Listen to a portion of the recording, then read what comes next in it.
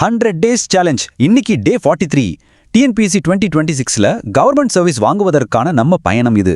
Daily கன்சிஸ்டண்டா படிக்கிற ஆஸ்பிரண்ட்ஸ்க்கு இந்த விளக்கம் ஒரு முக்கியமான படி. பாருங்க, இந்த தொடர் முயற்சியை மட்டும் நீங்க கைவிடாம பிடிச்சிங்கன்னா வெற்றிங்கிறது நிச்சயம். சரி, இன்னைக்கு நம்ம பார்க்க போற தலைப்பு, நம்ம கண்ணு முன்னாடி இருக்கிற இந்த மலைகளும் ஆறுகளும் பள்ளத்தாக்குகளும் எப்படி உருவாச்சுங்கிற ஒரு ரகசியத்தை உடைக்க போகுது. பார்க்கறதுக்கு ரொம்ப எளிமையான ஒரு பாடம் தான், ஆனா மதிப்பெண்களை அள்ளி தரக்கூடிய ஒரு முக்கியமான பகுதி. இன்னைக்கு நம்மளோட தலைப்பு நிலத்தோற்றங்கள், அதாவது லேண்ட்ஃபார்ம்ஸ். இது எங்க இருக்குன்னு பாத்தீங்கன்னா 7ஆம் வகுப்பு சமூக அறிவியல் புத்தகத்துல இருக்கிற ஒரு பாடம்.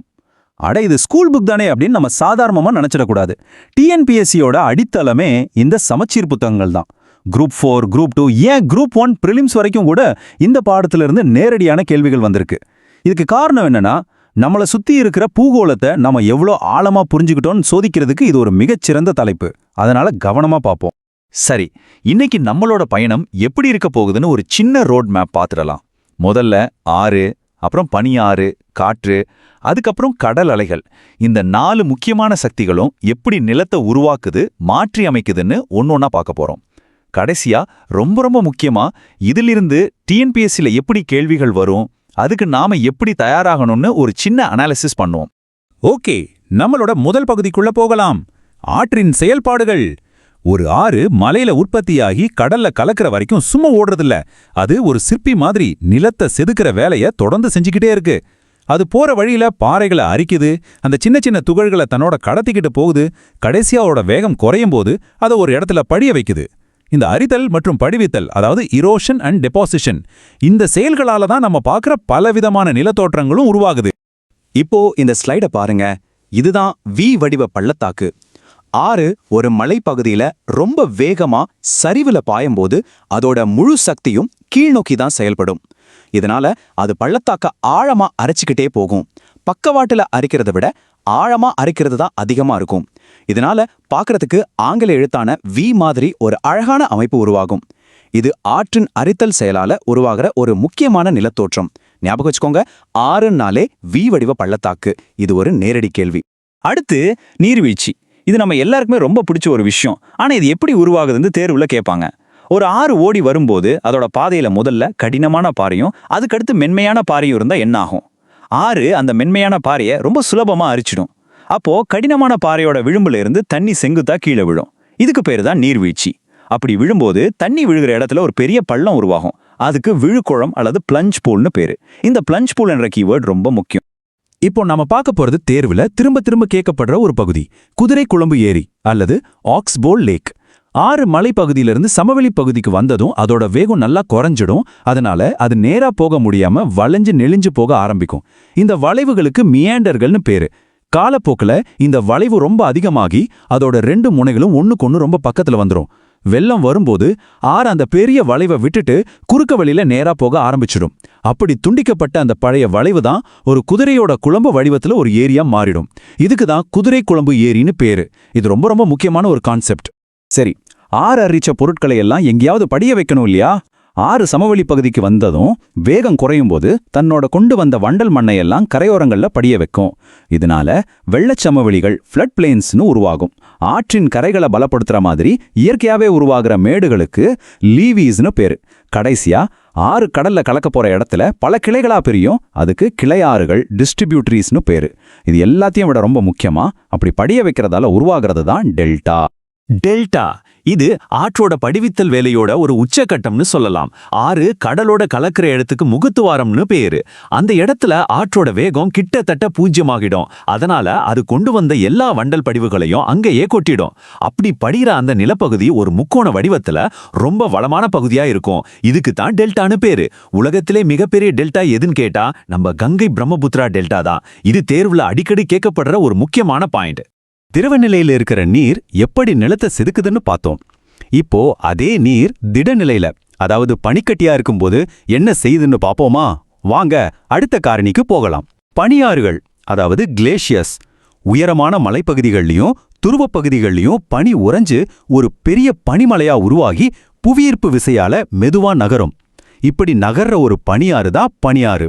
பனியாறுகள் செய்யற அரித்தல் வேலையில உருவாகிற ஒரு முக்கியமான நிலத்தோற்றம் தான் சர்க்கு.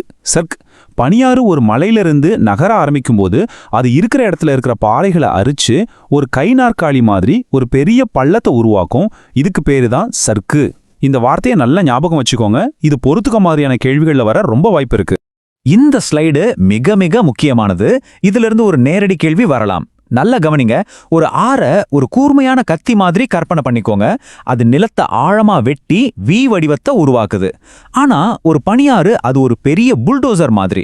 அது போற வழியில இருக்கிற எல்லாத்தையும் சொரண்டி அகலப்படுத்தி ஒரு யூ வடிவ பள்ளத்தாக்க உருவாக்குது. ஆறு செங்குத்தா அரிக்கிறதால வி வடிவம், பனியாறு அதோட அகலம் அதிகமா இருக்கிறதால அடிப்பகுதியை மட்டும் இல்லாம பக்கவாட்டையும் சேர்த்து அரிக்கிறதால யூ வடிவம். இது ஒரு கிரிட்டிக்கல் கம்பேரிசன். ஆறுனா வி, பனியாறுனா யூ. இதை நீங்க மறக்கவே கூடாது. பனியாறு தன்னோட அரிச்ச பாறை துகள்கள், மணல், வண்டல் இது எல்லாத்தையும் கடத்திக்கிட்டு வந்து அது உருகும்போது அந்த இடத்துல அப்படியே படிய வச்சிடும். இந்த பனியாற்று படிவுகளுக்கு மொரைன்ஸ், அதாவது மொரைன்ஸ்னு பேரு.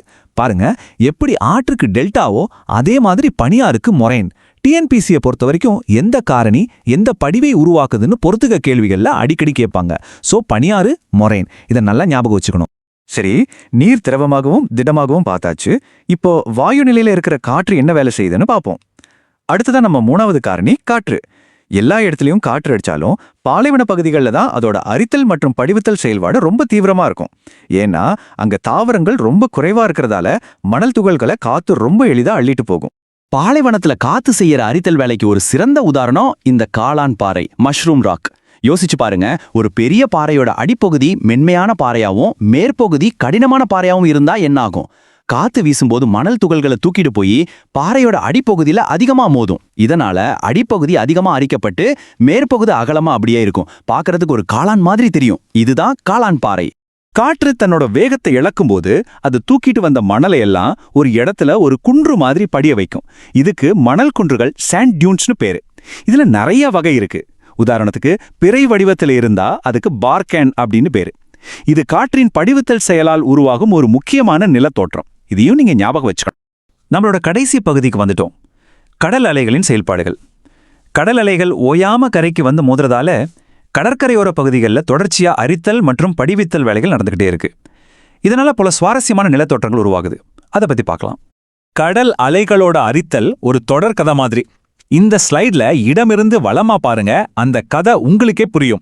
முதல்ல செங்குத்தான பாறை மேல அலைகள் மோதுறதால அந்த பாறை அரிக்கப்பட்டு கடல் ஓங்கல், சீ கிளிஃப் உருவாகுது. அப்புறம் அந்த பாறையோட அடிப்பகுதியில மென்மையான பகுதி இருந்தா அது அலைகள் குடைஞ்சு ஒரு கடல் குகைய, சீ கே உருவாக்கும். அந்த குகை பாறையோட 2 பக்கமும் தொலை போட்டுச்சுன்னா அது ஒரு கடல் வளைவு, சீ ஆர்ச். காலப்போக்கில் அந்த வளைவோட மேற்பகுதி இடிஞ்சு விழுந்துட்டா கடலுக்குள்ள ஒரு தூண் மாதிரி ஒரு பாறை மட்டும் தனியா நிற்கும். அதுக்கு பேர் தான் கடல் தூண், சீ ஸ்டாக். இந்த வரிசை முறையை அப்படியே ஞாபகம் வச்சுக்கோங்க. Cliff, cave, arch, stack. கடல் அலைகள் அரிக்கிறதோடு மட்டும் இல்லாம மணல், சரளை கற்கள் இதையெல்லாம் கொண்டு வந்து கரையோரத்துல படியும் வைக்கும். இப்படியே உருவாகிறது தான் கடற்கரை, பீச். நம்ம மெரினா கடற்கரை இதுக்கு ஒரு சிறந்த உதாரணம்.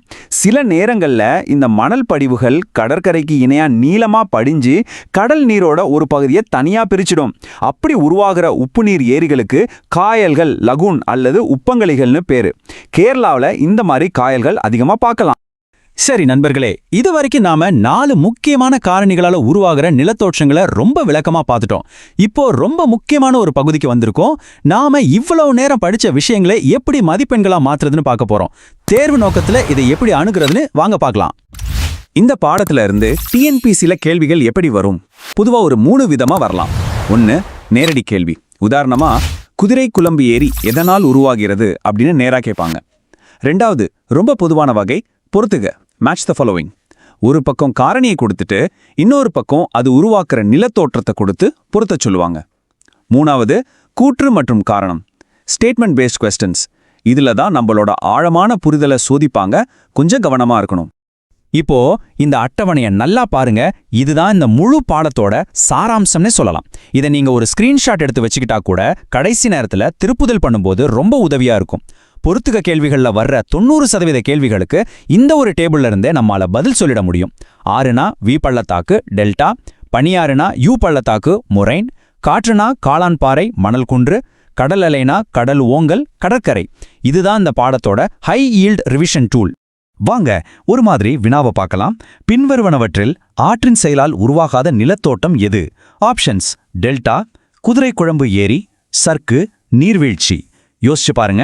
இதுல டெல்டா, குதிரைக்குழம்பு ஏரி, நீர்வீழ்ச்சி இது மூணுமே ஆற்றோட தொடர்புடையதுன்னு நமக்கு தெரியும். ஆனா சர்க்கு மட்டும்தான் பனியாற்றோட தொடர்புடையது. அப்போ சரியான விடை ஆப்ஷன் சி, சர்க்கு. இப்படிதான் ஆட் ஒன் அவுட் மாதிரியான கேள்விகள் மூலமா நம்மளோட கன்செப்சுவல் கிளாரிட்டியை அவங்க சோதிப்பாங்க.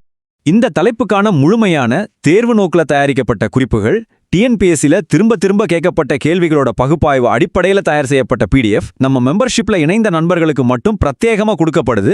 ஒரு செலவுல ஒரு டாபிக்கை தெளிவா படிச்சு முடிக்கிறதுக்கு இது ஒரு நல்ல வாய்ப்பு.